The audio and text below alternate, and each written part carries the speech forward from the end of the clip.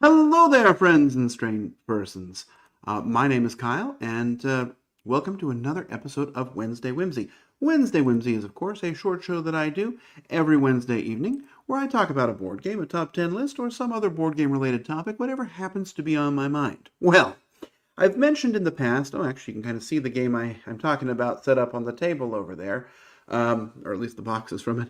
I'm talking about a mound of Kickstarter and similar games that have come in that I'm really trying to dig my way out from under.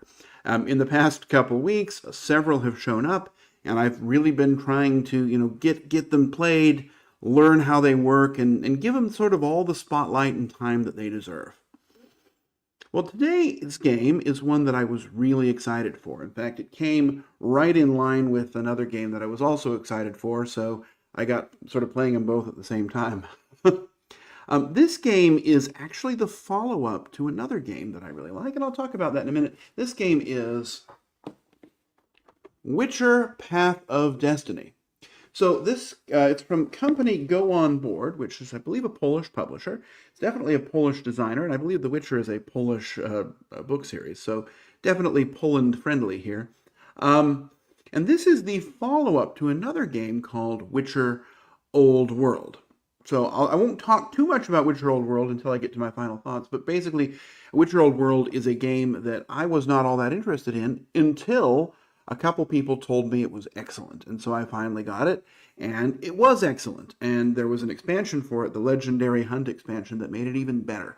I really liked Witcher Old World, and about the time I was getting into it, this Witcher Path of Destiny game came out on GameFound from the same company, and I was excited about it because the first one was such a surprise hit for me.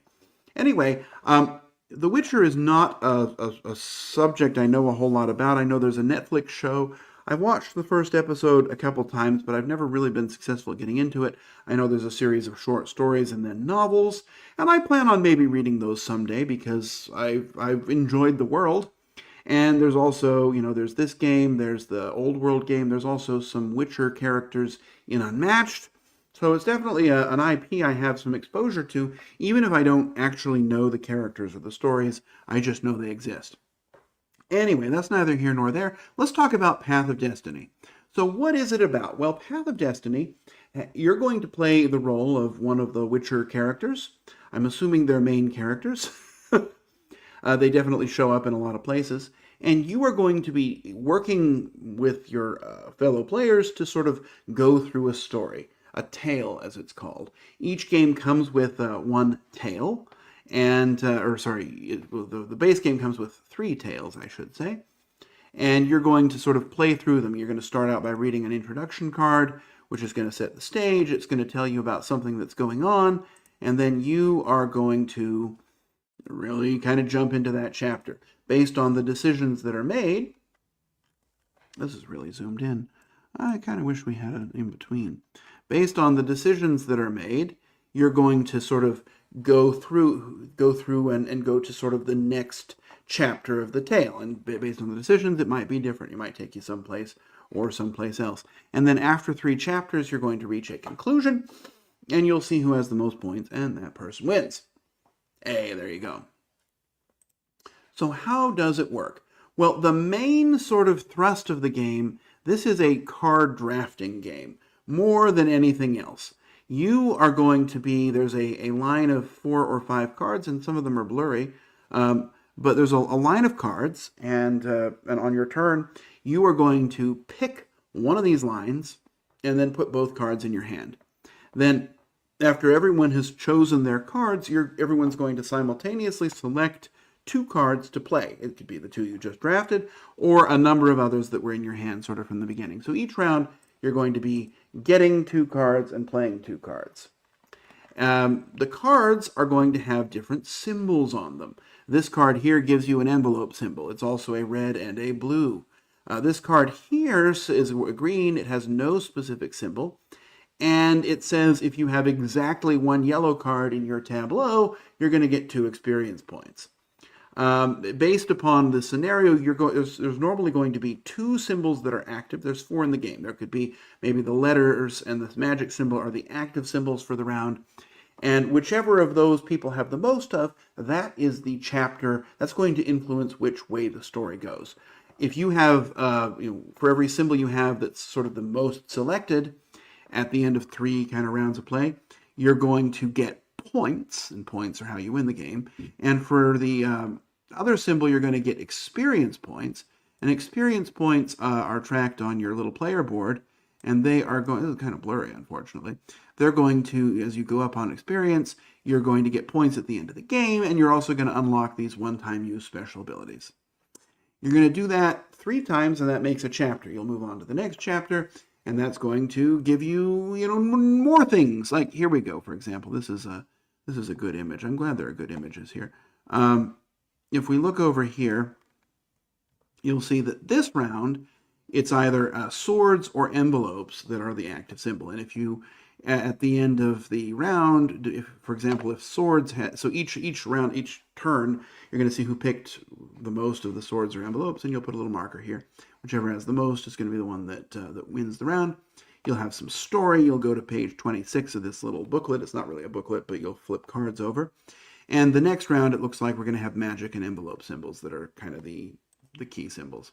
Anyway, you keep going until the end of the game, and then you score points. Each player also has a side quest, and the side quest is generally, I haven't looked at every character in the game, but I've played with a lot of them. Normally it's going to be have a certain type of cards in your hand at the end of the game, and that's keyed into the particular character.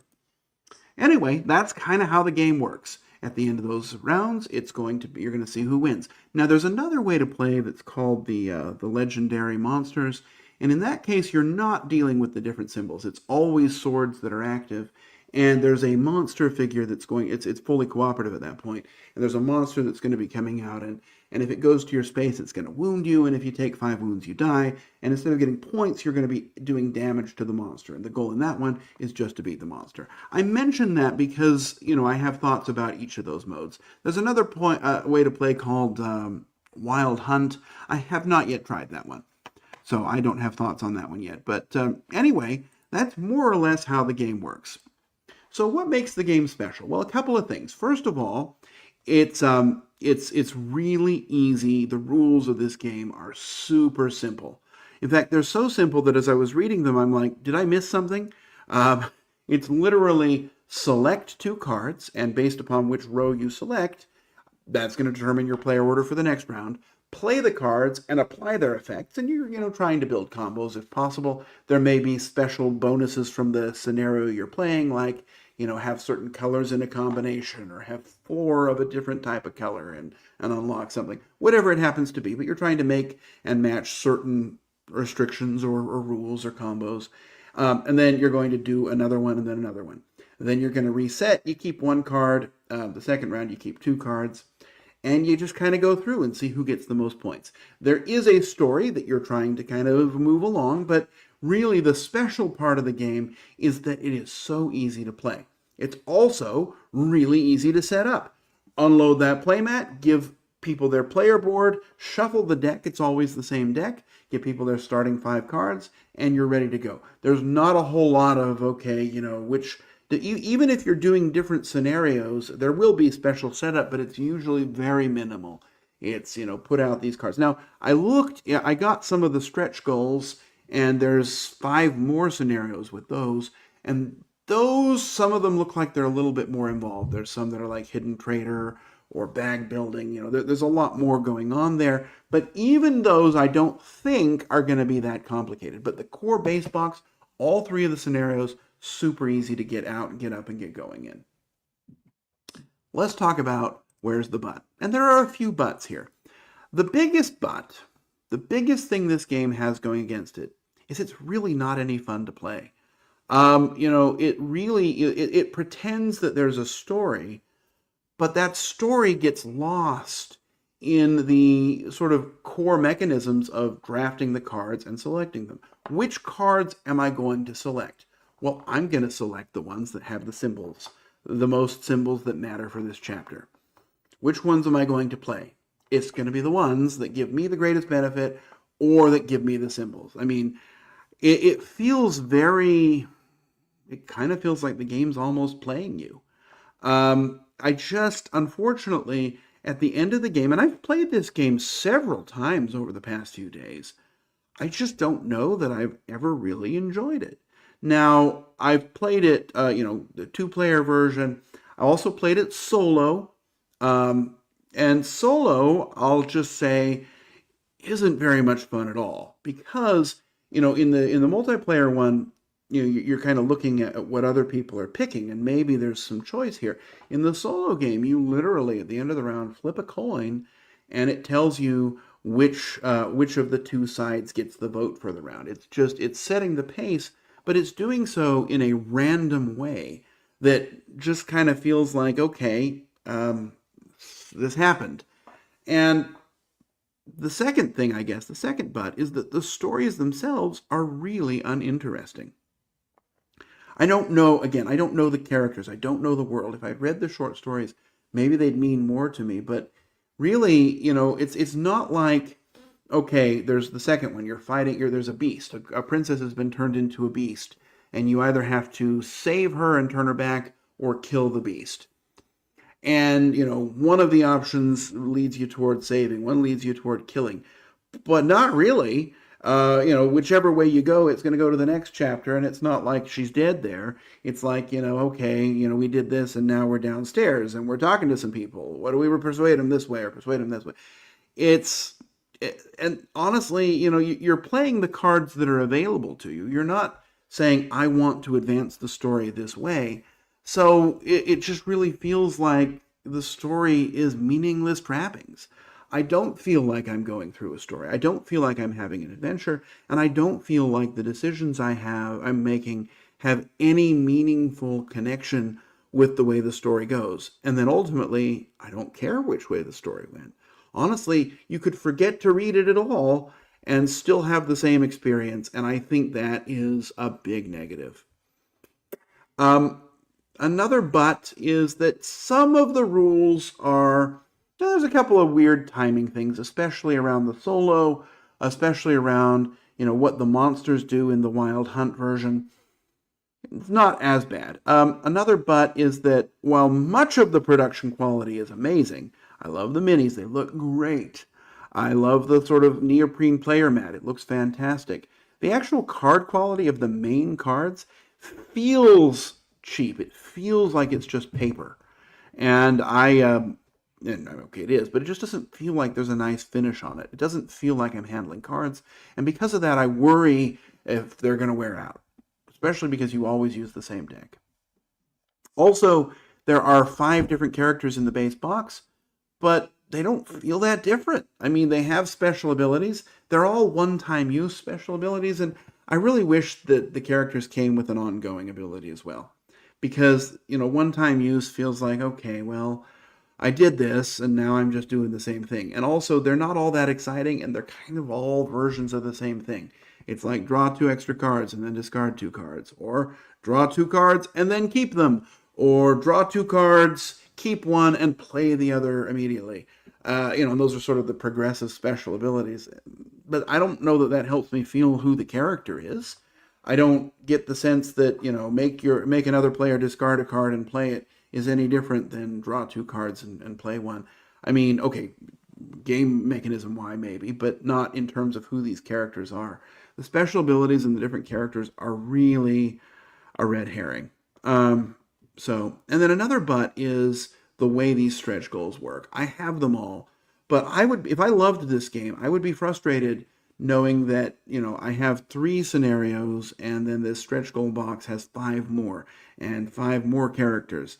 And it really feels like this core box is half the game. And I mean, again, if you loved it, and I don't know how easy it will be to get the stretch goal box. Based on the Witcher Old World stuff, probably pretty difficult. Some of that stuff I don't think ever came out to retail. And that's kind of unfortunate because you're missing about half the game, and I don't like that. So there's really kind of a lot of buts here, unfortunately. So where do I come out? Actually, let me put one more but.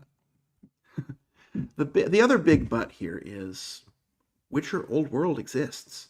This game is going to fail in comparison to Witcher Old World, with the exception of two things. One, Witcher Old World is more complicated and takes longer. Other than that, this game fails in every single comparison. And I can't see a scenario where anybody would say, you know what, let's pull out Path of Destiny today instead of Old World if you were with Witcher fans. So, final rating. I don't really like this game. I think I'd probably give it a 5 out of 10. If I were generous, maybe a 6, but I think about a 5 because I have an average or below time with it, and I just don't know that I can recommend it to anyone. Unless you're a huge fan of The Witcher and you know these stories inside and out, and you really want a very casual, uncomplicated experience, maybe then you might get a kick out of it. But for me, I just don't. I don't enjoy the game. And then let's go into Legendary Hunt. Legendary Hunt really took Witcher Old World up a notch for me. It made it from a good game to a great one. This one, Legendary Hunt, it adds 4 monsters, which fortunately you can then use in Witcher Old World, which is great, because that's where they're going. It's not all that fun either. It's kind of the same thing. It's very random. It's, flip a card, see where the monster goes. Okay, after one round, I have an idea, so maybe I can plan things. But even the monsters aren't all that different. They just have some sort of way of messing with you. And even that, it's a little bit more clear than the basic solo game, right? It's a little less convoluted, and it's still not fun. I don't have a good time with it. And so, even with its very best presentation, I just don't like this game very much. I don't think it's fun. I don't think anyone will really sit down and think that it's amazing unless, you know the designer maybe. And I feel bad because this is a game that hurts because I was so excited for it. It really, the first game set such a high bar that this one really could only fail to live up to it. So I don't recommend it. If you do love it or love the idea of it, really try it before you buy it. I really wish there were things in here that could work into Witcher Old World because I just can't see myself jumping to play it again. Now, I might, right? I might just sort of grind through the last few stories from the stretch goal box just to see how they work. But some of them are 3 to 5 players. And honestly, I don't know that I would feel like inflicting this game on 2 other people. I felt bad enough inflicting it on 1. So I don't know that I'll even be able to play those ones. Maybe they change things dramatically, but I really doubt it. I just don't think this game has what it takes. So 5 out of 10 for me. Probably best to avoid. And that makes me sad. Anyway, that's it for this week, this episode of Wednesday Whimsy. Sorry to be such a downer, but I, occasionally like to have, talk about a game that I don't love and explain why I don't love it. In addition to just always talking about the games that I do love. Next week, hopefully, we'll be back to something that I love more. But for now, I'm going to wish you safe travels, courage when you need it, and I'll see you back next time, hopefully, for another episode of Wednesday Whimsy. Bye-bye.